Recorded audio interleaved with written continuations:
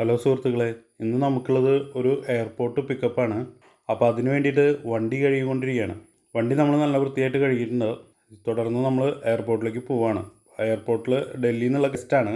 അവർ ഏകദേശം ഒരു 3 മണിയോട് കൂടിയിട്ട് എത്തുമെന്നാണ് പറഞ്ഞിട്ടുണ്ടായിരുന്നത്. അപ്പോൾ നമ്മൾ എയർപോർട്ടിലേക്ക് പിക്കപ്പിനായിട്ട് പോവുകയാണ്. എയർപോർട്ട് ആവാറായപ്പോഴാണ് എനിക്കൊരു മെസ്സേജ് വന്നത്, ഫ്ലൈറ്റ് 2 മണിക്കൂർ ലേറ്റ് അത്രേ. അപ്പോൾ സമയമുണ്ടല്ലോ. അപ്പോൾ ഞാൻ എന്ത് ചോദിച്ചാൽ ഒരു ചായ കുടിക്കാമെന്ന് വിചാരിച്ചു. അപ്പോൾ ഇത് നമ്മുടെ സുഹൃത്തിൻ്റെ തന്നെ ഒരു ചായക്കടയാണ്. അപ്പോൾ ഞാൻ ചായ കുടിച്ചു.